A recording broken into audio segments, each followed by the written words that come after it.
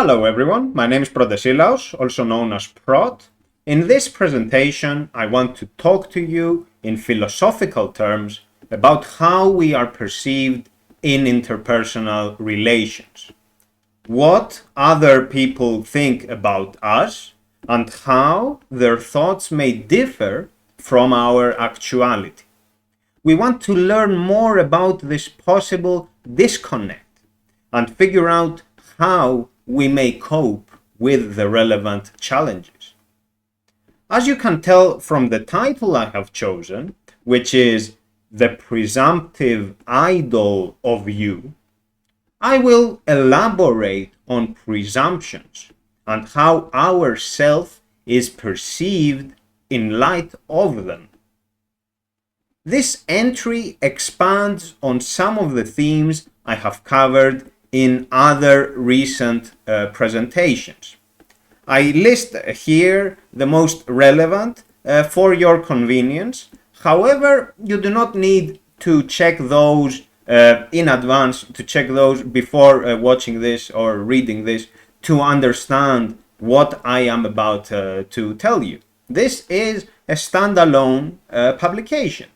And if you are watching this on the video hosting platform, the text I am reading from is available on my website, so you can check the link in the description of the video. So you will find the whole text there, and then of course the rest of my work on my website.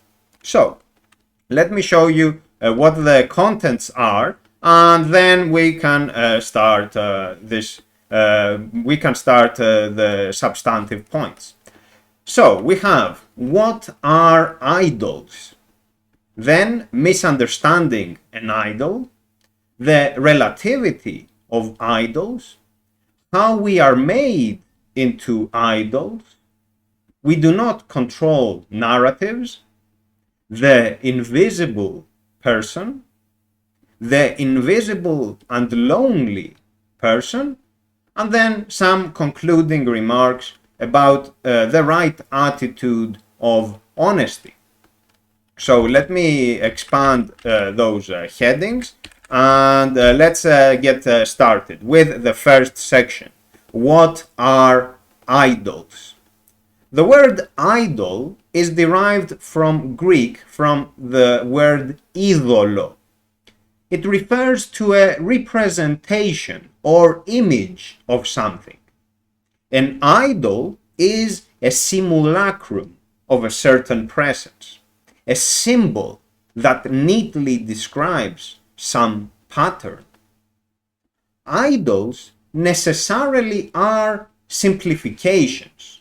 Even the most faithful representation still is a snapshot of whatever reality it captures.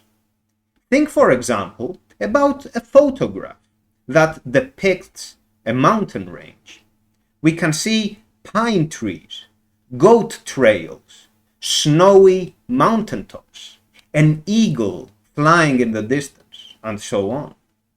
The photo is faithful to what was happening in that moment from that perspective, given the camera hardware's capabilities, though the contents of the picture still are not the actual phenomena that unfolded then and there. An idol, then, should not be taken in a negative sense. We use symbols practically all the time, in language, in our own thinking, in art, and so on.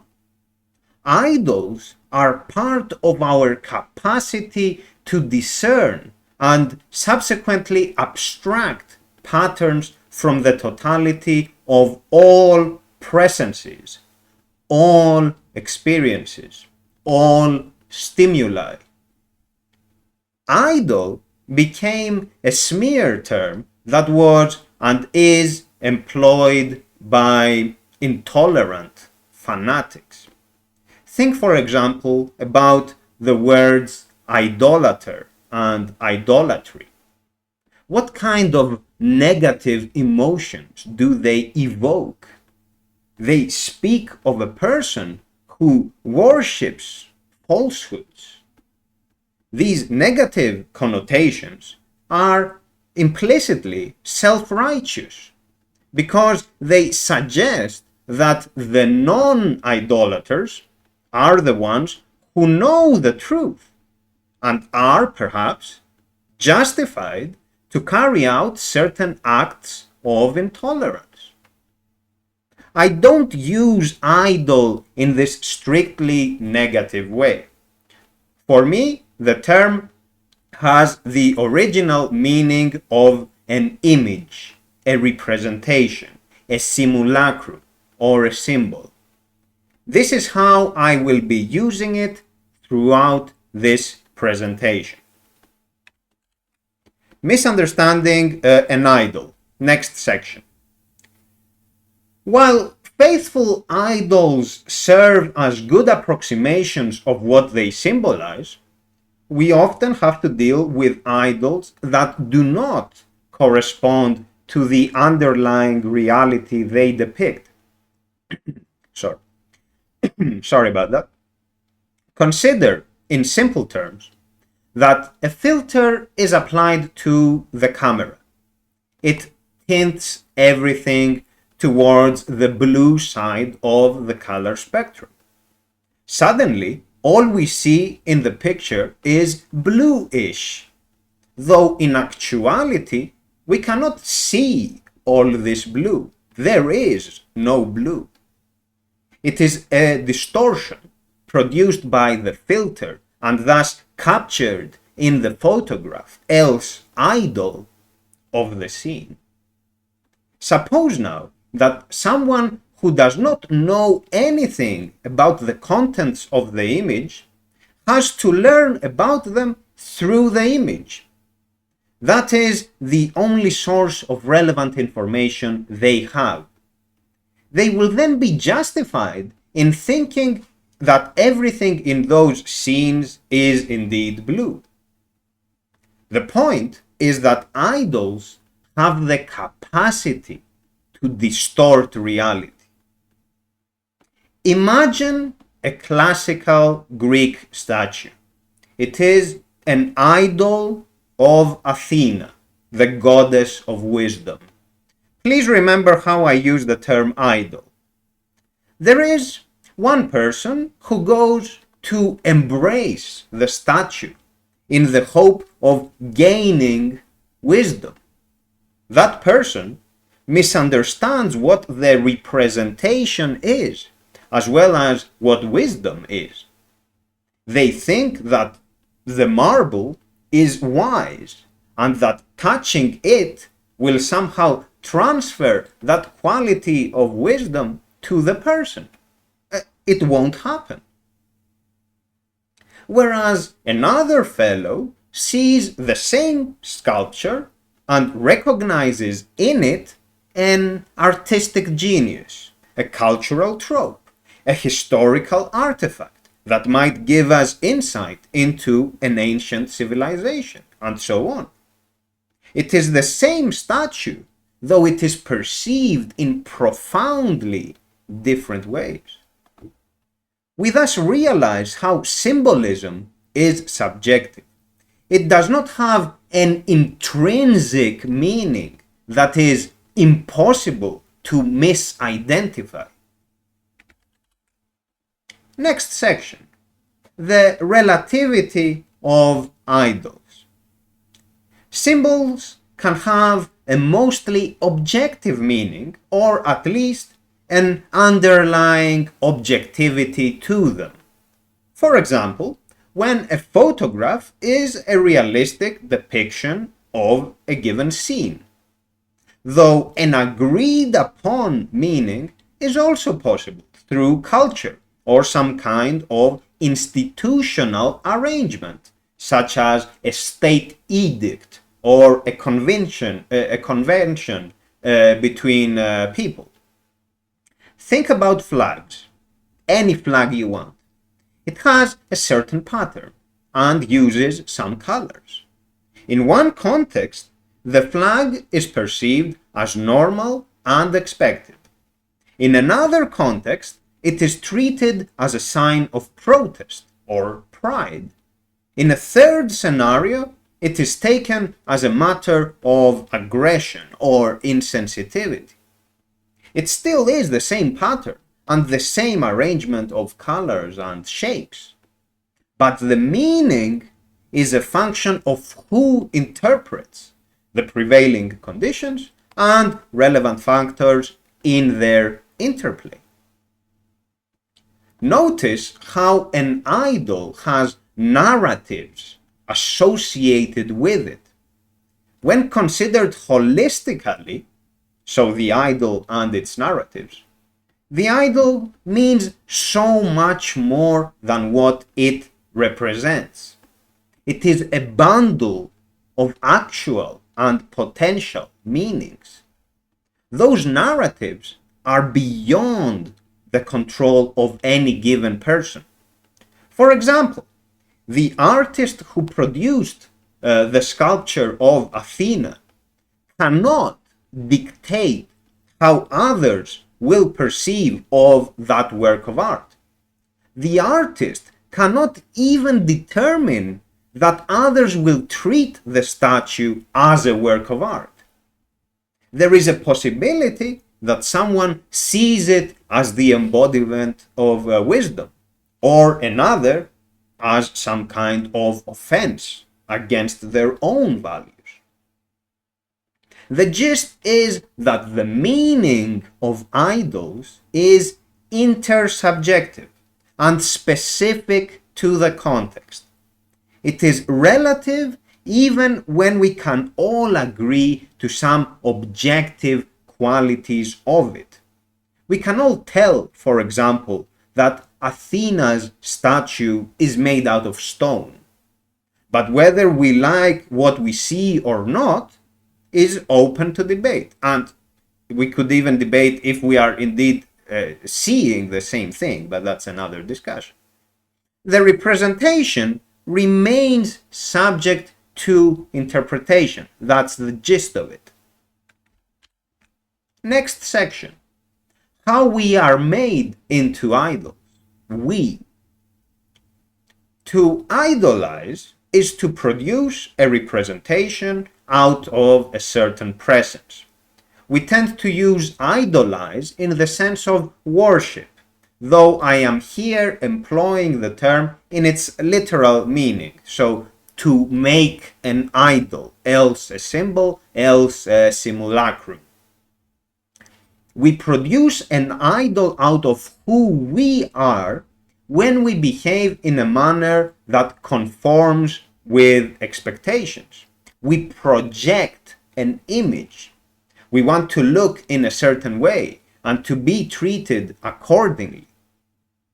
Let's consider a practical example which also shows how the context matters. Just let me move the mouse because it's getting in the way. Sorry about that. So let's see this example and how the context matters. I had a heterosexual male acquaintance who, in my presence, was an easygoing and funny person. We would go for a drink and have a relaxed experience, just a drink. But if there were any females around, he would act as a different person.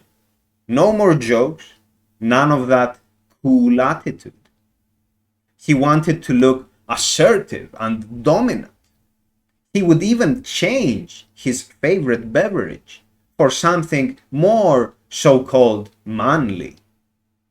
This fellow was idolizing himself in the template of the alpha male. The alpha male is this quasi-scientific stereotype of a sociopath who is supposed to have leadership qualities and to be sexually attractive to whatever target gender. The wannabe alpha males of this world are fundamentally insecure about their condition. They need to maintain a facade about how great they are. They basically hate themselves. They do not want to show their actuality. So this acquaintance was projecting an idol of himself, which in this case was designed to be a misrepresentation of who the underlying person was. Even the choice of drink was an elaborate lie, even the drink. I am not blaming anyone who conforms with such stereotypes. There are many prejudices, and you are all aware of them. It's not just the alpha male. We have the good student, the fine lady, the hard worker, the obedient soldier, the true patriot, the nerd programmer, and so on. It is not necessarily your fault. Chances are that you are the victim of those stereotypes. You are being objectified and dehumanized, for it is not the real you that people care about, but only the version of you which conforms with those beliefs. So the idol of you. All you want is to fit in, to be a part of the group. You desire attention, recognition, success. It is how humans tend to behave. Deep down, you may just want a hug, assuming your intentions are sincere.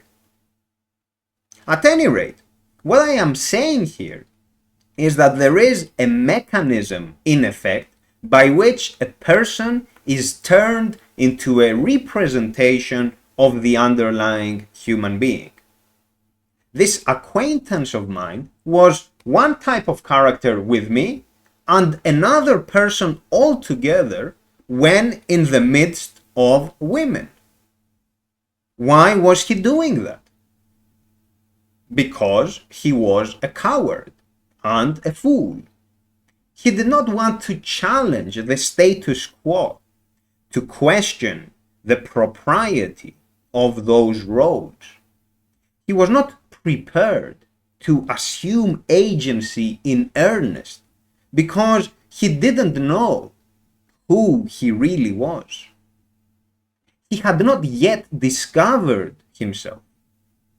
He was still operating on the basis of certain prejudices in the hope of finding that one hug everybody needs. Now think of this scenario from the perspective of the females this guy wanted to attract. The alpha male is a stereotype that some women are indoctrinated into liking.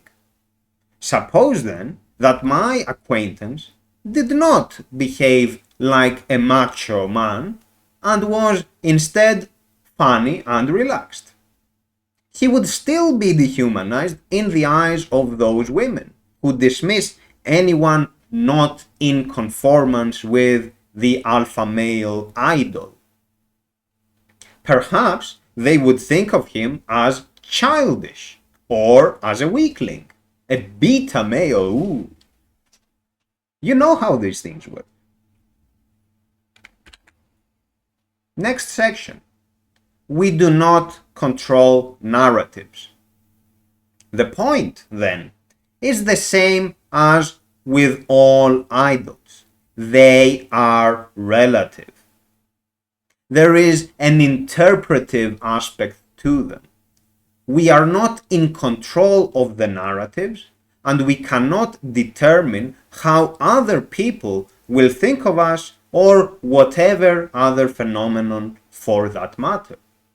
To their eyes, we always are a combination of what they see and what they evaluate. My acquaintance is a victim either way. If he conforms with the alpha male idol, he is making a fool of himself. If he is funny and relaxed, others will judge him accordingly. The judgment will always be there. What matters then is whether we attach value to it or not. When we want to fit in, we really care about what others think. We want to be in good terms with them because that is the conduit to our perceived comfort and apparent happiness. If we do not live up to those expectations, we lose the relevant benefits. It is a transaction, a cost-benefit calculation. Trying to fit in is difficult. The opinions of other people are not in our control. From our perspective, those opinions are a variable. They are exogenous as they originate from the exterior and then enter our immediate milieu. We cannot set their value.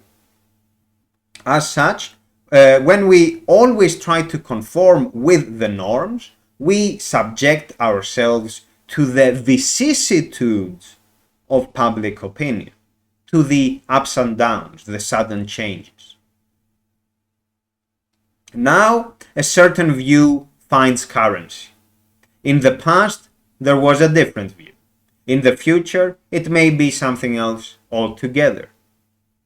Maybe we think we will go with the flow and hope for the best. The problem, though, is that we cannot always adapt to those shifting narratives.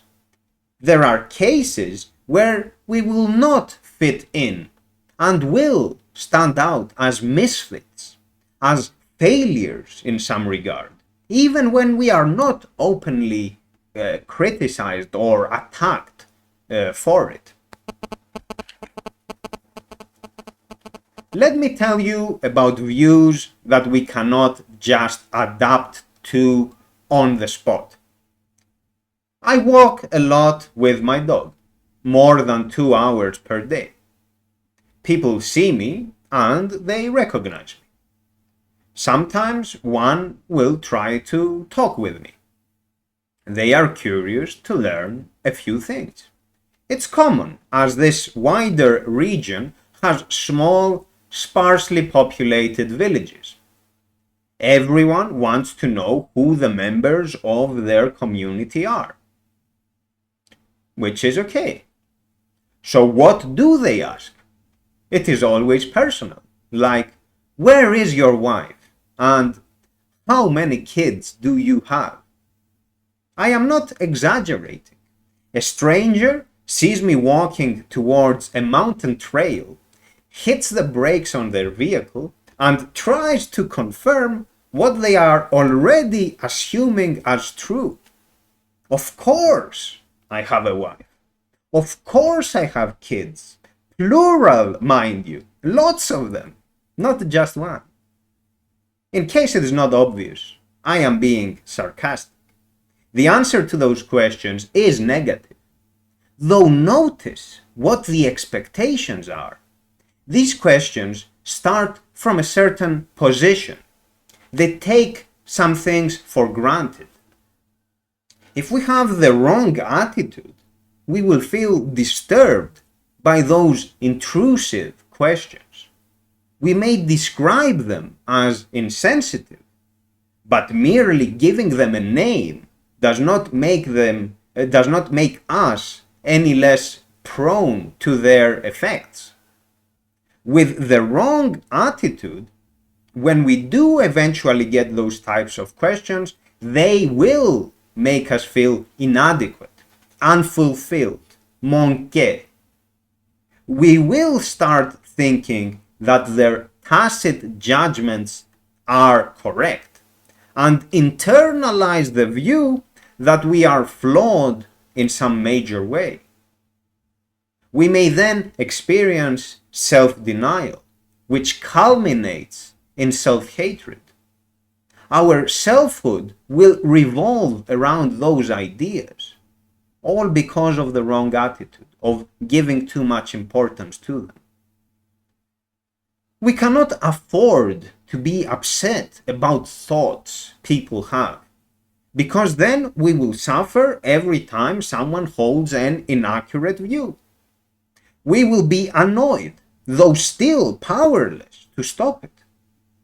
We can try to correct a person's thoughts, but we simply cannot do that for each and every opinion in circulation.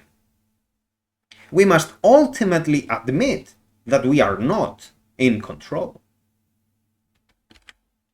Next section, the invisible person.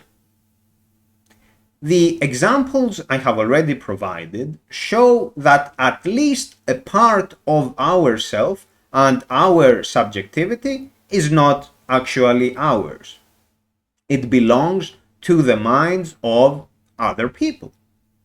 They interpret what they perceive and they assume things that may or may not correspond to our actuality.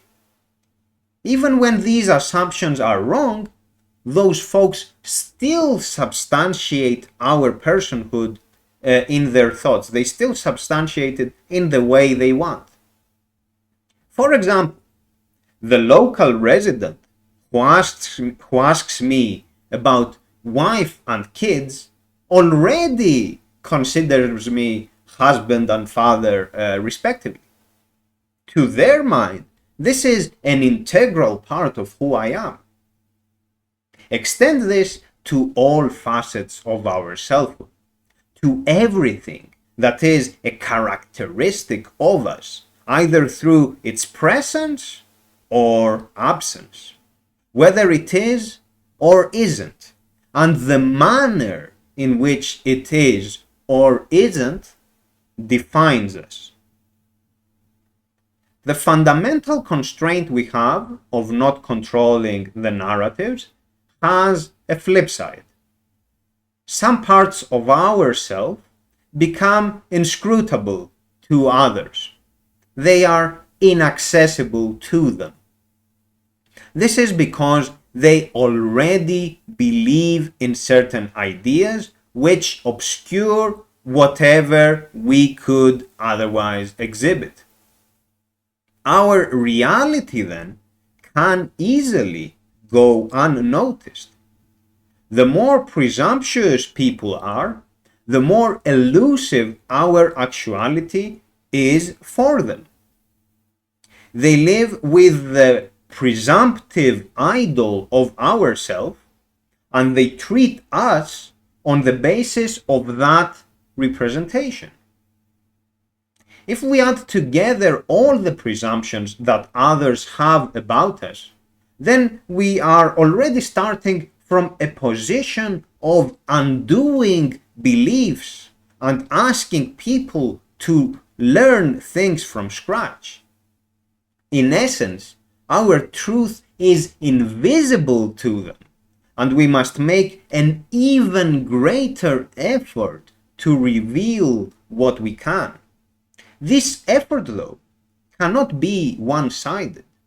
The others need to have the appropriate disposition of wanting to learn more, and therefore of keeping an open mind.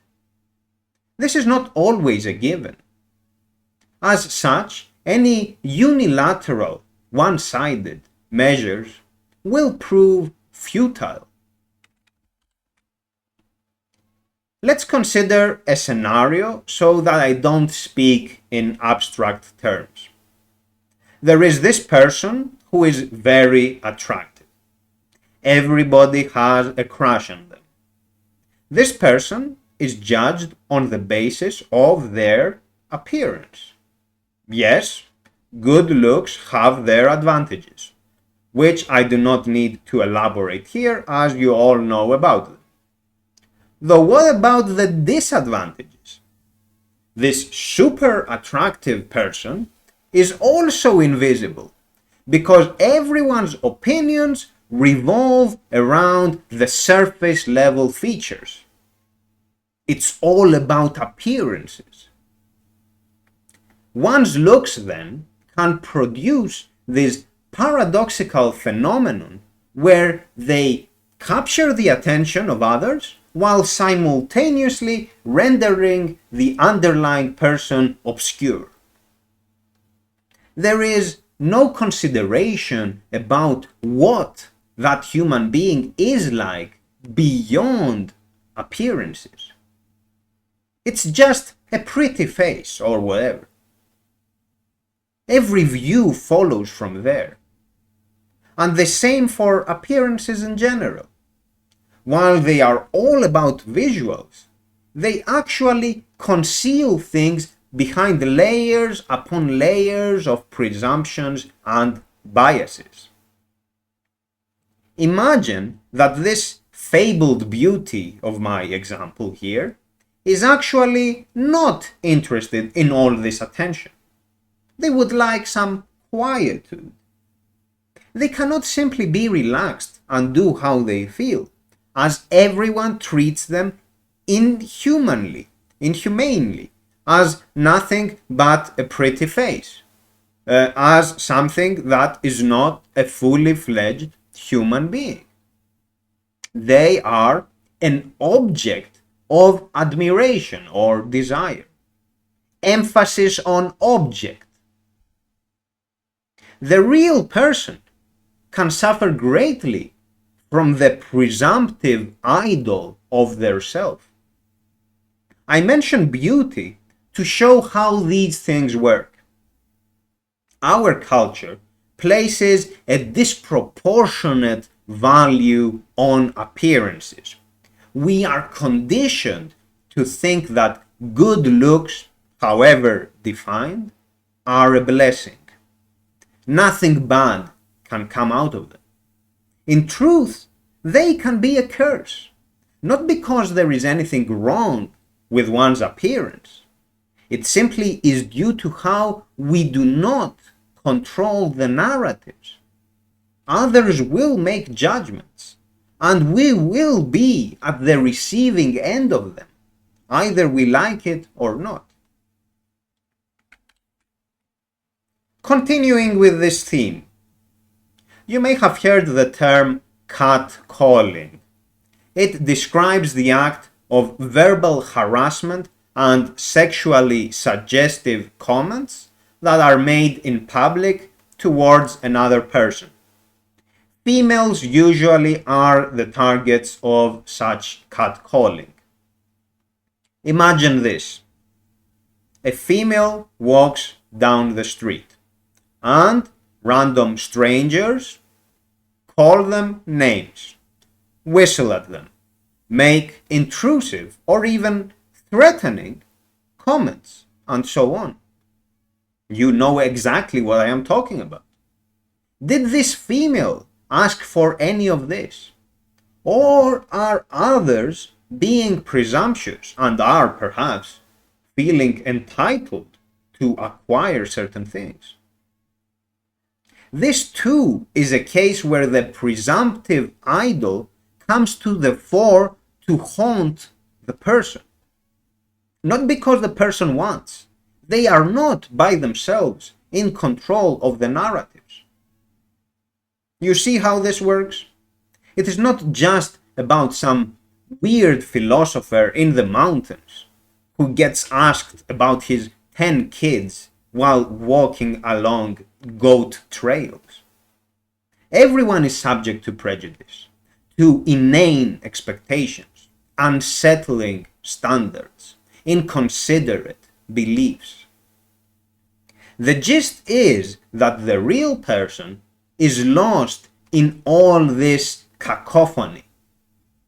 The female who gets catcalled is reduced to an object with no personality, no feelings, no interests, no aspirations, nothing. Whatever sincere sense of self remains invisible and may ultimately be crushed by those ignorant narratives. I thus ask you to be more considerate with people. Don't judge. Keep an open mind. Assume you are wrong. Tell yourself not to be fooled by idols. Recognize that representations are just that, and they may be deceiving. Admit that the idol of a person is not the actual person. The world will be a better place with those tweaks to your disposition.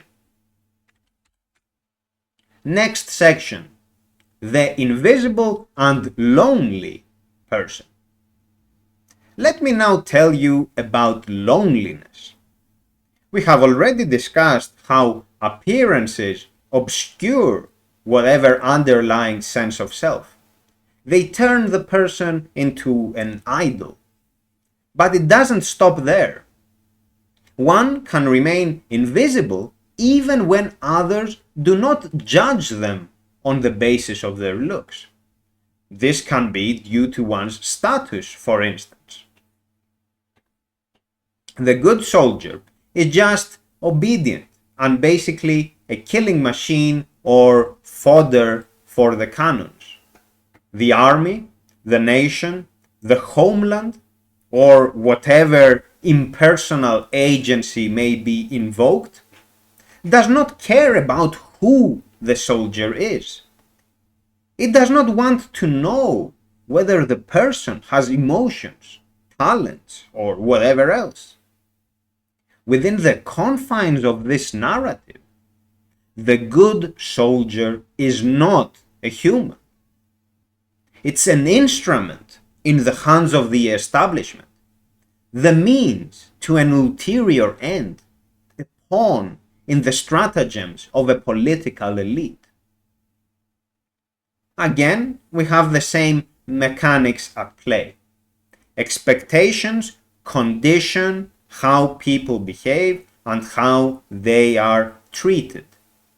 The person who is a victim of their presumptive idol, the person who experiences this invisibility at a deep level, starts to feel marginalized and alone.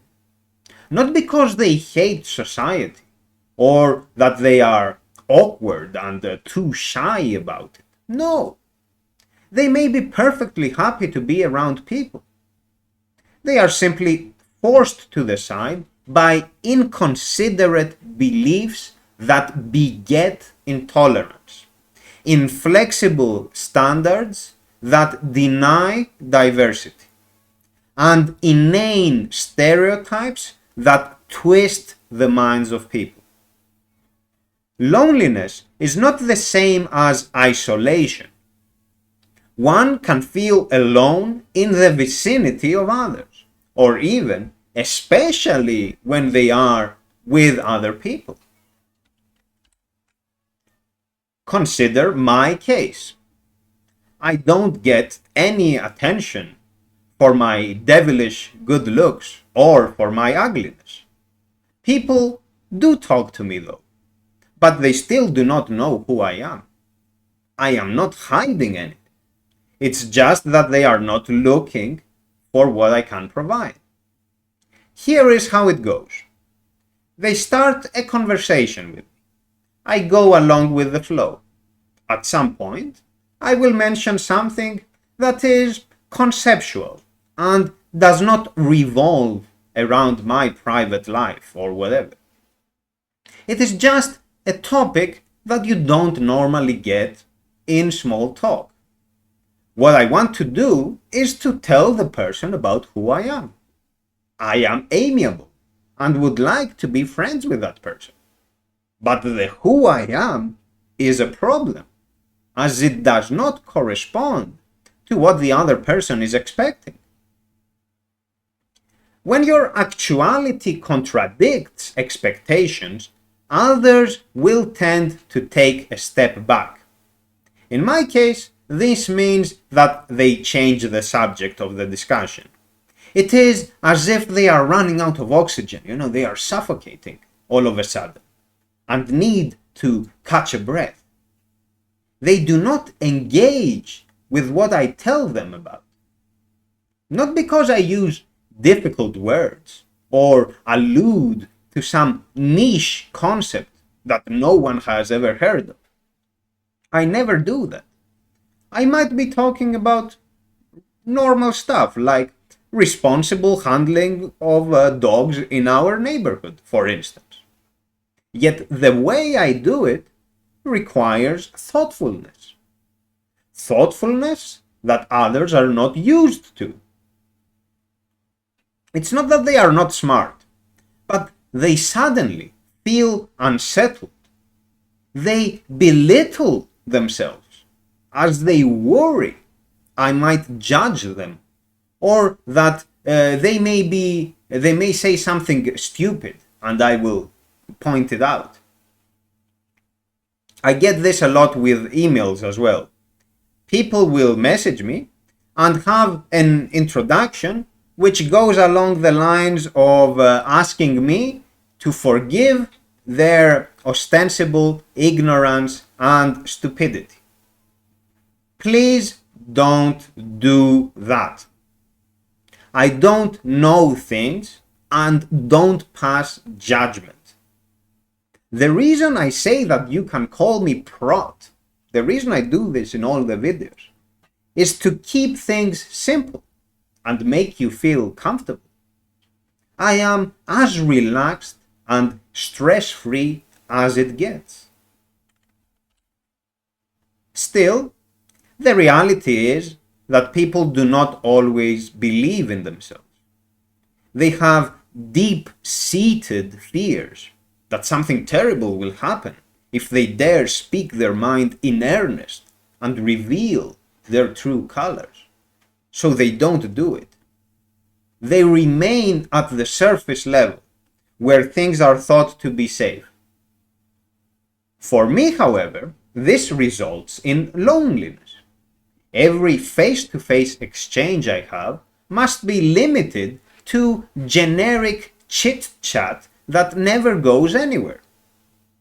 So even though I am perfectly fine to share more about me, my thoughts, my interests, my views, I just can't. It is not possible. There is no one ready to listen and to converse with me. I don't feel sad about this state of affairs because I have no expectations whatsoever, though I do want to understand it better. There must be idols in effect, these presumptive idols of who I am. There may be this stereotype that philosophers talk in a language that others do not comprehend. Perhaps they also think philosophers are judgmental and will dismiss anyone who cannot think like them. None of this is true. I am trying to prove as much through all of my publications. Sure, there are some difficult concepts and cases where we need to think about lots of different magnitudes, though this applies to everything in life that involves a degree of sophistication. At some point, things are a bit more challenging. Though there is no intent to use language as a way of showing off, and there is none of that pretentiousness to appear smart or to fish for compliments. These are behaviors that are inconsistent with philosophy. They contradict wisdom. But I do not control those narratives, and I cannot reach people who do not have the right attitude of overcoming biases. Hence my loneliness. Next section. The right attitude of honesty.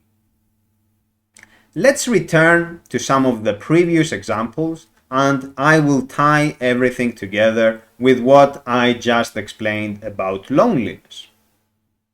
Think about my acquaintance who wanted to be an alpha male in the presence of women.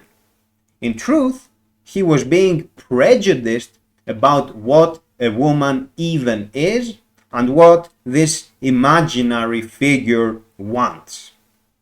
Isn't this the same as someone worrying that they are not smart enough to talk with me?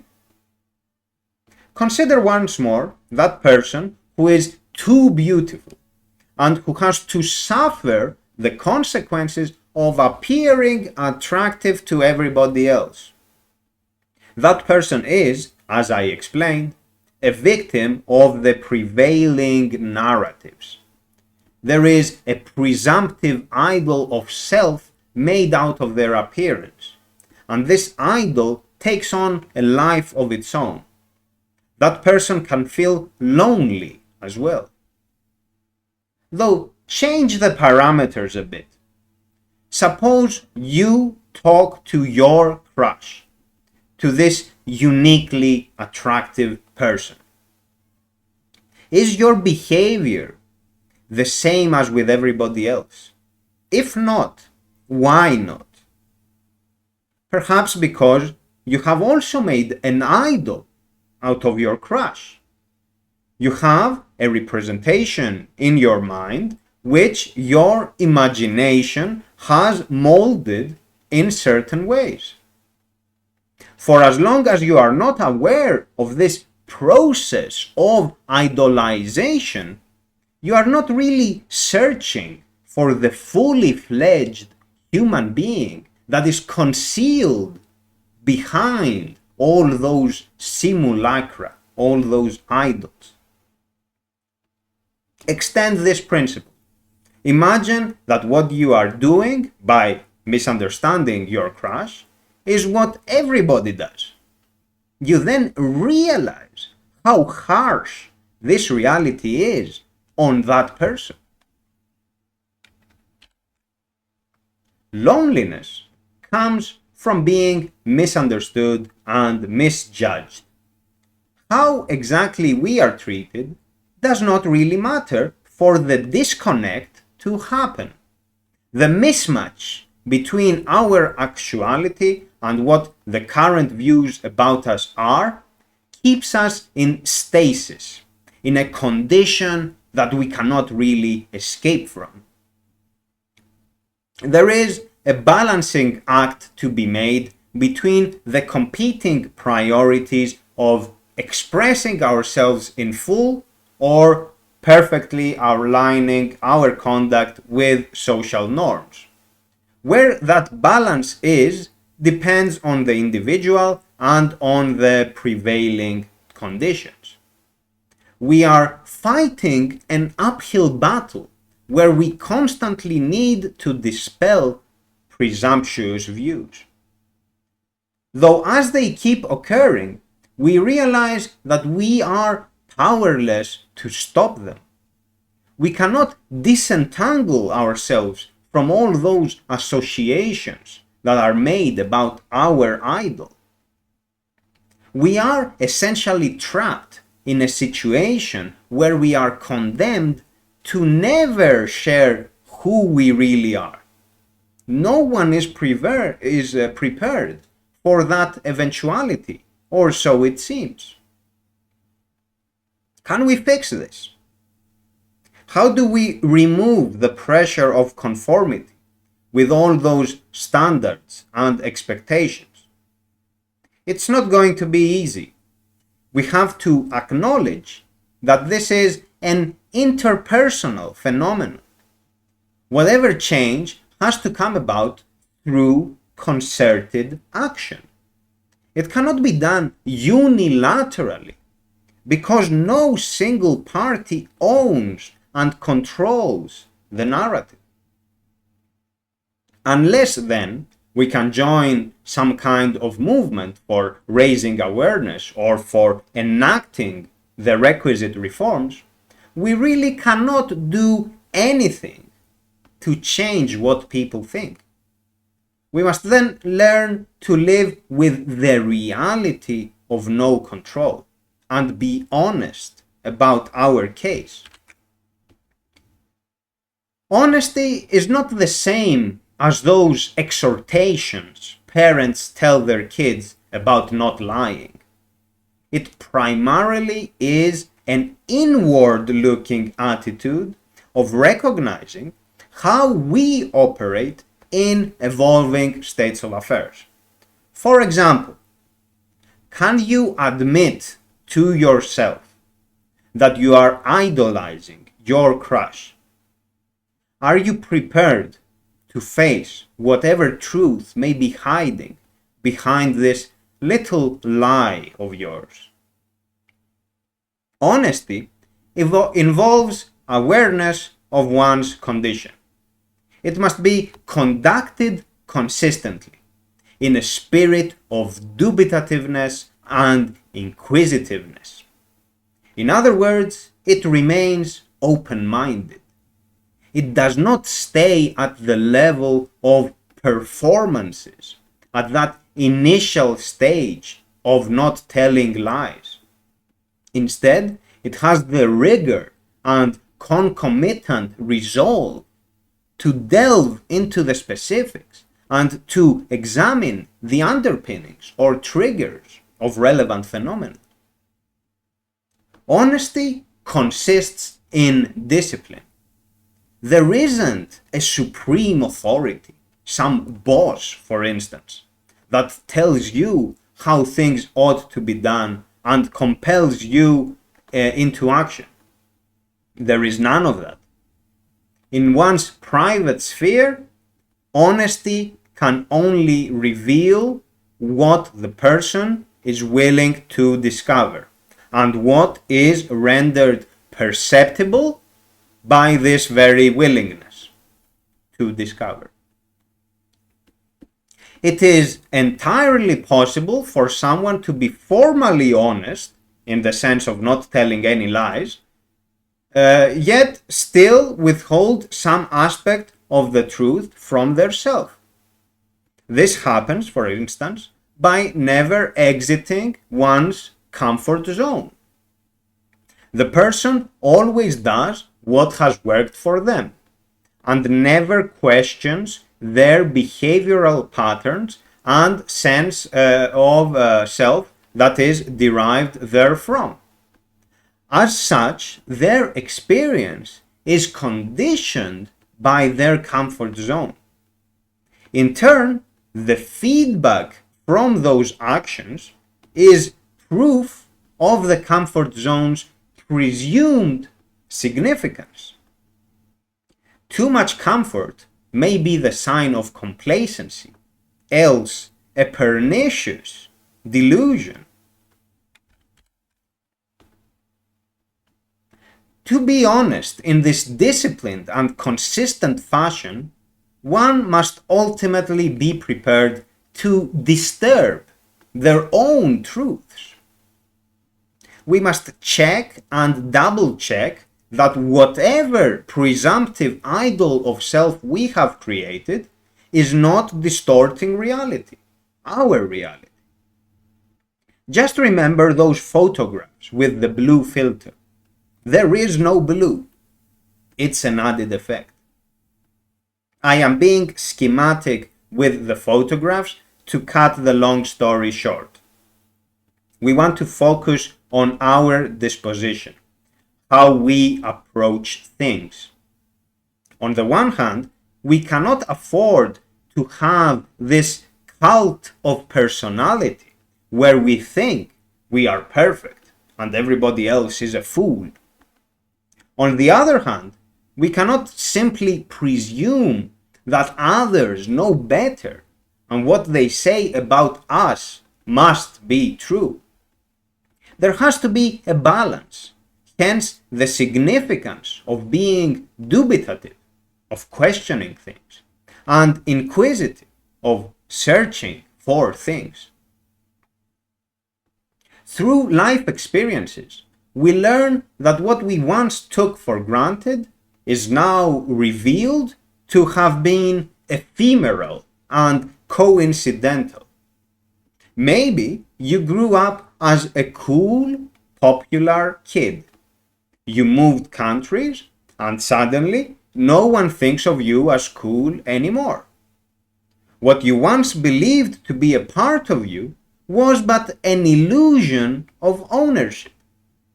You have to recognize that and challenge your sense of self. This is a lifelong process. It is not possible to undo through our subjectivity what is done intersubjectively. We have to recognize what the boundaries are and to not be emotionally invested in what lies beyond that terminus.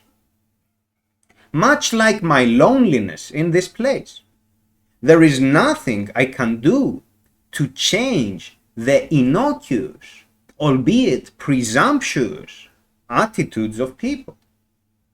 I can try to persuade maybe one among them, but even that presupposes some degree of prior open-mindedness, which simply isn't there for what I am looking for. And the final words: idols will exist, as will all sorts of presumptions.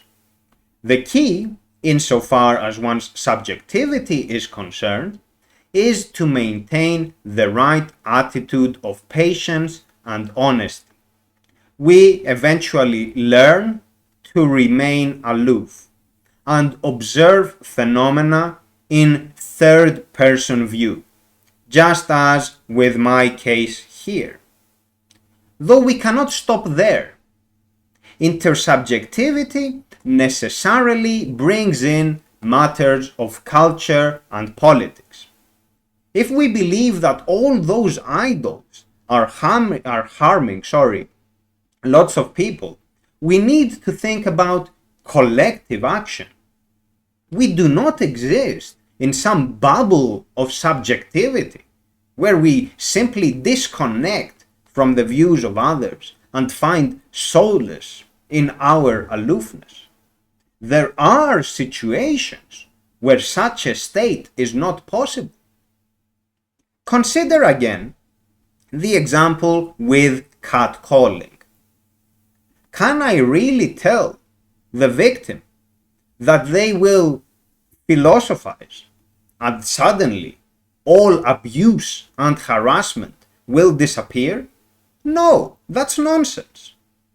Everyone can benefit to a degree from a philosophical disposition, sure. Yet the environment must also be conducive for such an outlook. Next time you find yourself in an interpersonal situation, try to think how the other side feels. What are the expectations they have to meet? And did they ever have a say in that matter? Make an effort to let go of your fears and prior judgments.